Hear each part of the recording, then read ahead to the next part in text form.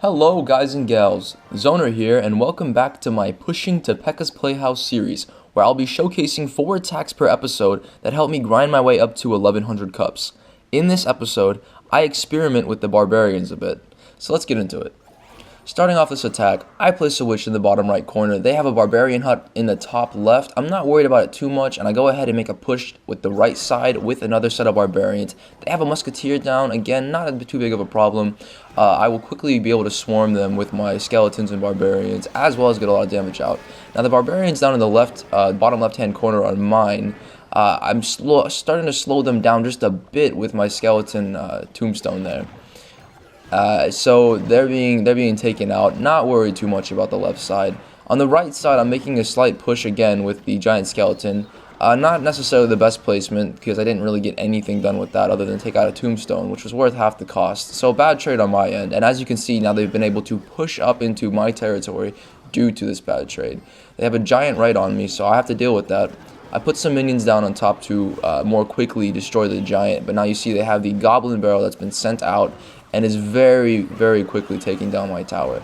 My bottom left-hand tower is completely gone, but that's okay.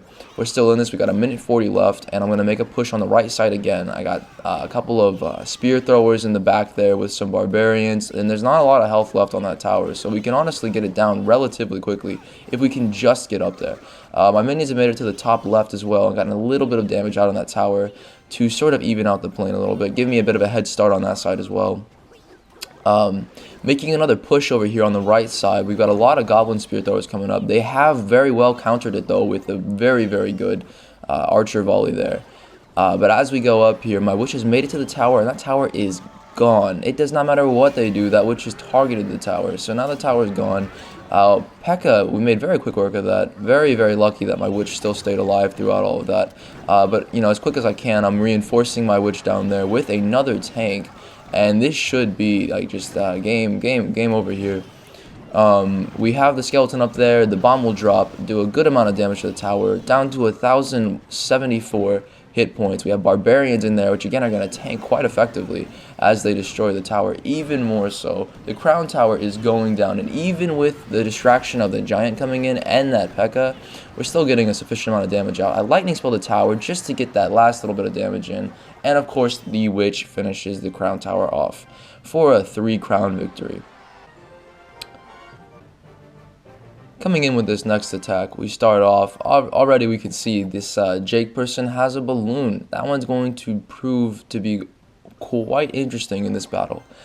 Defending against balloons, I found, is a little rough, honestly. So now I'm starting making my push on the right, kind of tunnel vision over here on the right for me at the moment. As well as them, we're both going tunnel vision on our respective right sides. That's okay though, because I knew that witch was going to get taken out before anything bad happened there. Gave me time to support it. Unfortunately, I did not anticipate the goblin barrel, and that seemed to be the end of that tower. But again, because we both tunnel visioned so hard on either side, we both got a free crown to start, which is an interesting way to play it, but you know, it is what it is. It's still a tied game up at the moment. So I have some barbarians placed down to support my witch over there, and again, these barbarians are very effective tanks, honestly. They have a lot of health, and you get 4 of them. Not only that, but they do a good amount of damage. The barbarians are a very interesting troop to use. I very much do enjoy using the barbarians. So here we go, I've got some tombstones coming out on the right side, and they have sent another goblin barrel over to my crown tower to get a little more damage out. Pretty good technique, although I would have said that it'd be better to use those on defense, considering that their crown tower only has 400 hit points. Here they have the balloon, which again is going to do a lot of damage because I'm not defending at all. But then again, I don't feel like I need to, because you see there, the balloon went down relatively quickly and only got a little bit of damage out. And I'm very much going tunnel vision on the right side here, just for the 300 hit points we got to get down. And there is a pretty fast win, honestly, nearly a minute and a half of a battle there, and we take the 3 crown again. So sometimes the whole tunnel vision thing can work out. It's an interesting way to play, kind of scary. Not always the best strategy, but at lower levels, such as the Barbarian Bowl arena, some people don't defend against that as well. So down here, it can work a little bit. It's slightly viable. So we have a little bit of a standoff here, and they decide to go ahead and place a prince and a balloon down to start. And what did I do? I threw down a little goblin hut and some minions. So this tower is very clearly gone. I mean, that's a very strong push to start with, and I was completely caught off guard with what to do about that. But we'll see how I do to make up for that in the coming couple of minutes here. So they place another giant down to continue their push on this side, which I don't quite understand because, obviously there's lots of little troops that are there to kill it already.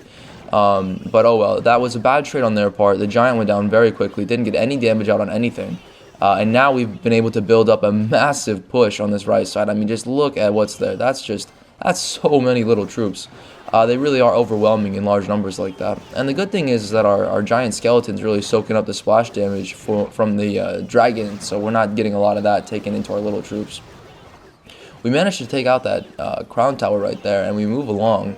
And now we're at the main crown tower, but they have lightning spelled our witch down, which is okay because we can quickly follow up with some barbarians here to, again, continue keeping all of our little troops alive. Our tombstone on the bottom right corner has been destroyed, and now it has its 6 skeletons all running up to help support here.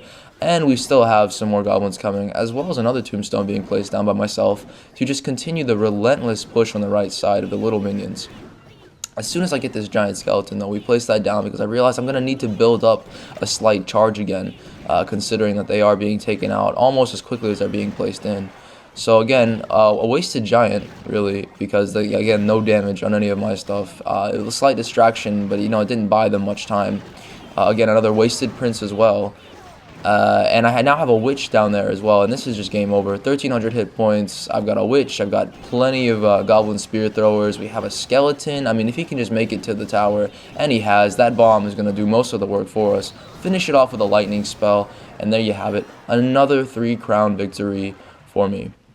The lightning spell, I have to say, is an extremely effective tool at ending battles. Not only can you use it early on to take out, a lot of hit points on one of the crown towers, but you can also use it to damage X-bows, inferno towers, the goblin huts, the barbarian huts, anything that spawns items in. It is such an effective tool at removing the threat.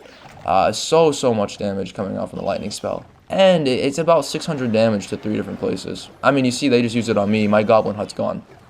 I got maybe 1 goblin out of that. So a pretty effective use of it.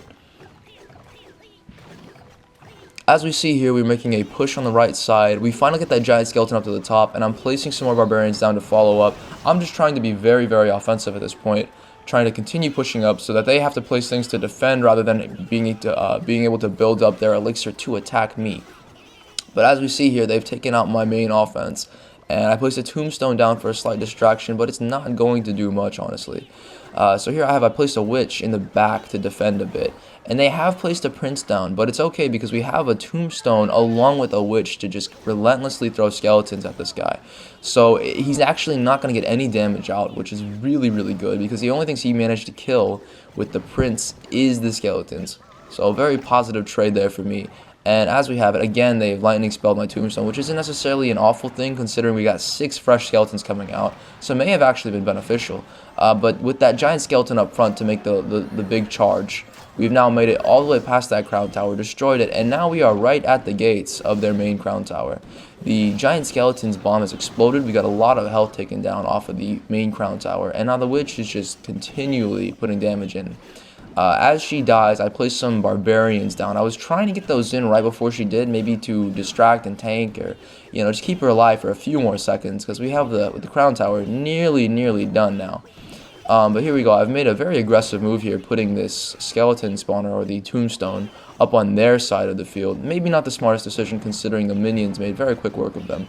But that's alright. Again, very aggressive decision. I placed the witch on their side. May have been a bad idea, but we did manage to take that dragon out and get a giant skeleton down. Did not play any defense, though, on the bottom left-hand corner for that prince, so I may be losing that. As we see here, though, I placed a goblin hut down right in front of him to distract him a bit, and that just buys us enough time to kill him before we can manage to get through anything else. And again, finishing off the fight with the lightning spell just to get it over with quicker, just to guarantee that I can take that crown. And there we have it, another 3-crown win. And with that, we'll go ahead and wrap up this video. Thank you so much for tuning into today's episode. If you enjoyed it, please leave me a thumbs up. If you want to see more exciting Clash Royale coverage, be sure to subscribe. To get updates on current video progress, follow me on Twitter. Links to my social media are down below. Again, thank you so much for watching, and I'll see you next time.